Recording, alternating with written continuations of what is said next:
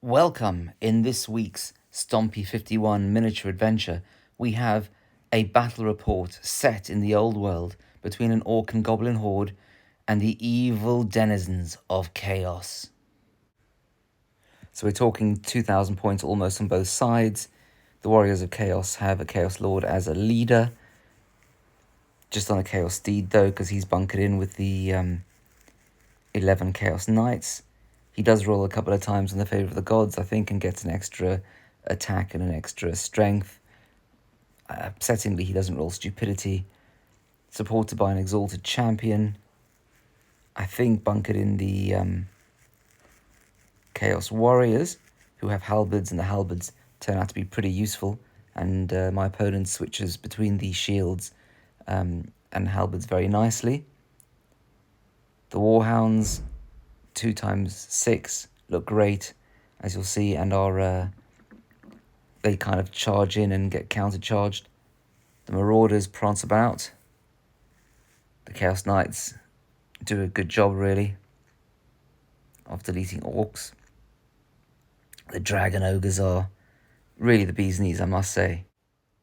A Gore Beast Chariot and 4 Chaos Spawn, which you can see there. Zooming in. Colourful.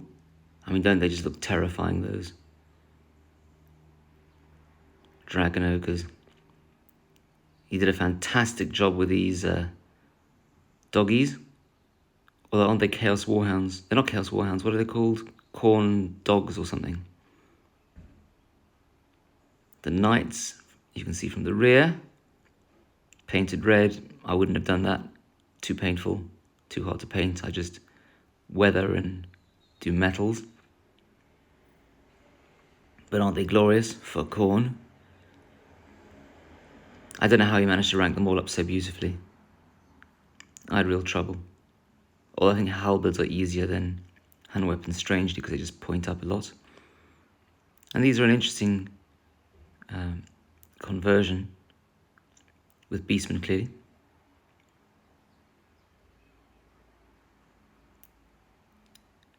And then that's just a giant moving metal wash basin, isn't it? Ah yes, my lot. The heroes of the peace, the orc religious war, which I will bring on in a minute with the list. Giant there. Night goblins, snotlings, black orcs, more wolf riders. And so what you saw there was an almost 2,000 point army of orcs and goblins, of course, with a black orc war boss. I probably shouldn't have paid for the additional hand weapon, given that I don't think you can do so if you've got a magical weapon, the choppiest chopper. Don't really follow that. Got an orc weird knob, who's a savage orc basically on a war boar. And he's going to be bunkered in a unit of 20 savage orcs. An orc big boss, just plonked in a boar chariot with a giant blade. I don't really put the 3 chariots in one unit, really, because I can't actually get them to rank up, which sounds silly, but who cares? They haven't got a banner anyway, so there's no real point, I suppose. And the only thing I would say is that sometimes some manage to charge in and some don't, so I'll have to think about that one. The Night Goblin Oddgit really just there to unlock a unit of Night Goblins, so as to in turn unlock a unit of, well, unlock a few fanatics. The Black Hawks, reflecting really just the models that I have, some with two hand weapons, some with two-handed weapons. The frenzied war-painted unit of savage orc boys. Snotling mob, again reflecting the models I have. I mean, they're just a massive tar pit. I'm not really sure what their value is. If you haven't got loads of hammers, to slam in from the side in flank charges. 2 units of wolf riders, which I always find very useful. I mean, they certainly dominate the early part of the game, even though they don't really cause any damage. I'm thinking about painting up a couple of units of 30 spearmen, because I have the models from Battle Skull Pass. But for now, all I've got is 20 Night Goblin archers, 3 River Trolls, because who doesn't like troll vomit, and because they're painted. But again, I'm not sure they're the best use of points. So I've got a total of 3 chariots, 2 normal ones, and 1 used as a vehicle for the Orc boss.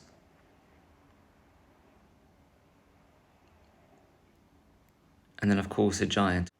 And so I pile about 500 points worth of giant wolf riders and 3 chariots, including an orc boss, onto the left flank, thinking that I'll just pile straight through those Chaos Spawn and that Gorby's chariot, and then pile into the side of the rear of the Dragon Ogres and the halberdier Chaos Warriors, with the tar pit, that is the Snotlings, just over there to sort of grab in and lock in the Chaos Warriors. The Black Orcs hopefully just holding the middle of the battle. The right flank sees a bunch of frenzied 1990s Mark Bedford sculpted Savage Orcs facing off against some Chaos Hounds and the mega unit of Chaos Knights, with the bunkered in Chaos Lord, who I think is over, well, you can't, the second from the right in the front rank, and the big block of 30 Chaos Marauders facing off against the little goblin Oddgit and the surrounding bunkered unit of 20 Night Goblin archers. And he managed to set off a foot of Gork or Mork, I've forgotten which one it is for them, but we didn't play that quite right. But it did manage to kind of keep the Chaos Marauders away just for a turn or 2 while we figured out what to do about that. I know Savage Orcs aren't supposed to be scared of anything, but seriously, look at that. Although, I did point out that there was this weird kind of cleft down the middle of the head of each of the Chaos Warhounds, despite them being beautifully painted, because my Chaos companion over here clearly understands the colour wheel and why blue mixed with red can be so effective. But he has promised to go away and green stuff over the gaps and paint over them for our next game. I'm glad that I bullied him into that. Which was particularly beastly of me, given how obscenely expensive flesh hounds are. 37 quid for 5. Crikey. Having noted that my opponent had no magic and no casting at all, I decided the right thing to do was to sit back for a couple of turns and just cast as much Orky magic as I could whilst watching the Chaos Hordes stomp forward. I mean, the Foot of Gork never managed to kill anyone, but it certainly kept the Chaos Marauders away from the crunchy, squishy goodness that would have been the Night Goblins had they reached them. The Spawn and the Gorby's chariot decided to go for it and charge into the Wolf Riders, who fled as fast as the little feet of the little wolves could carry them, but it wasn't very far and very fast, because they got run down by a slobbering gore beast and obviously eaten to a gobbo, which freed up my giant and 3 chariots to slam into the gore beast. The unit of Chaos Hounds towards the centre of the battlefield decided to slam into the Goblin Wolf Boys, who in turn realised that their mates on the other side of the building hadn't managed to outrun the enemy, and so they would just stand and shoot and take it and see how it went and see if the banner would help them. And the Wolf Riders might have survived that, but they didn't survive the Dragon Ogres. Not Dragon Ogres, what are they called? They are called Dragon Ogres. Also charging them, and all being within movement distance to also join into the combat, and obviously they got scythed to death.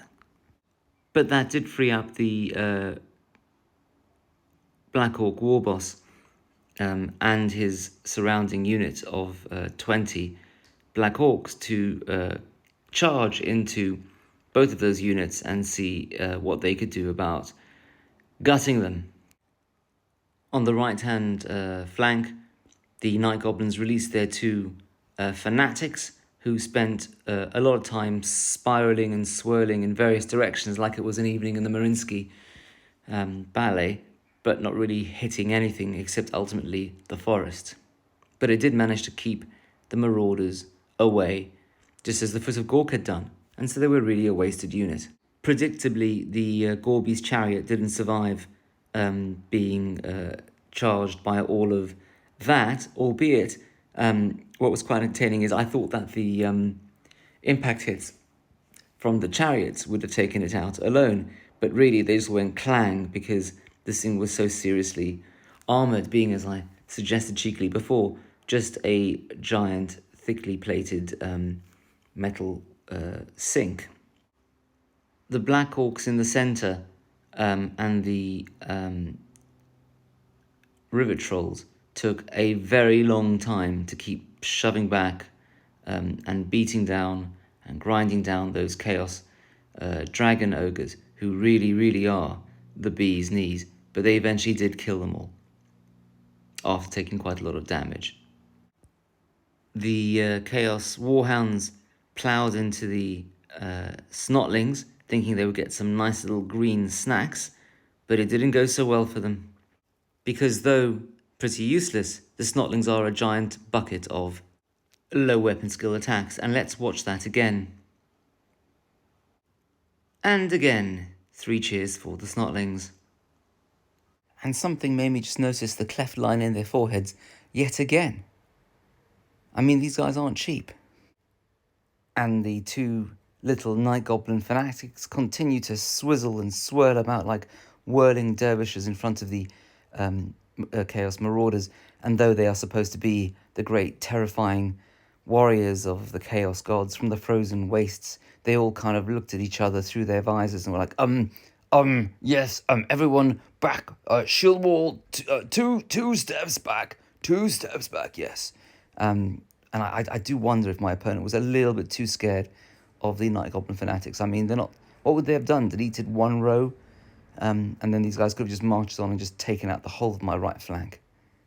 The Chaos Knights started deleting orcs, savage orcs. Unfortunately, they're only frenzied these days if you actually charge in, and I'd allowed myself to be charged by Chaos Knights.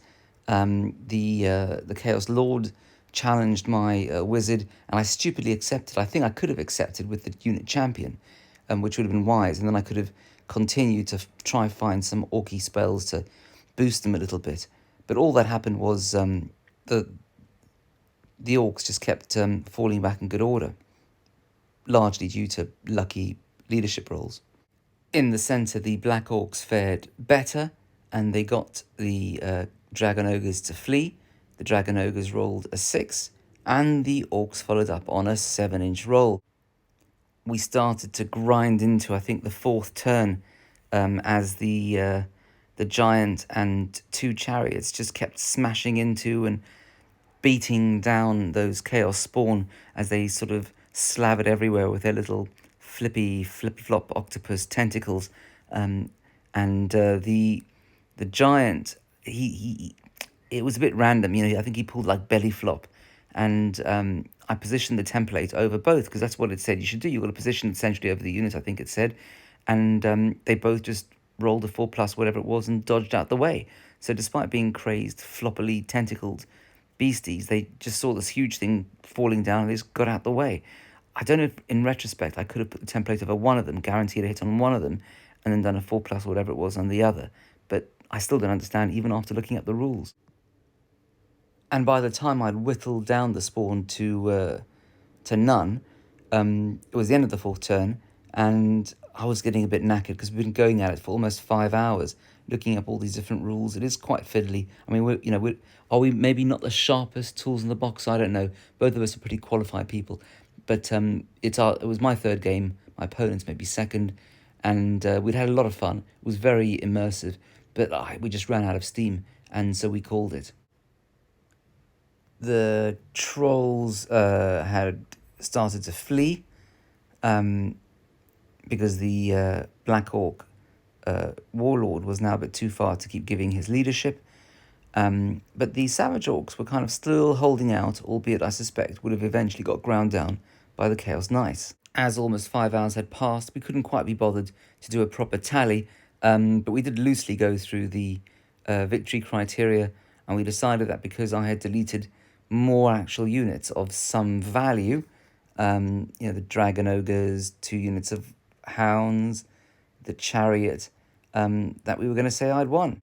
And of course, all of the spawn had gone, whereas at my end, all that had happened was a few Black Orcs had been chipped off, about half of the Savage Orcs had been deleted, 2 units of pretty worthless Wolf Riders, and the Shaman. The Chaos Marauders still eyeing each other nervously like wets. The Fanatic crashed into a tree, but the other one okay. The Savage Orcs about to be deleted with a couple of fleeing trolls. No one left for the Black Orcs to beat to death, as is always the way. Go Black Orcs. Ongoing slog of a combat over there, not really going anywhere. And these guys never got to do their Napoleonic flourish. In the spirit of charm that my opponent and I share, I messaged him after the game to say, hey, look what will be coming to a flank or a rear near you sometime soon. But he suggested that he wasn't unduly concerned.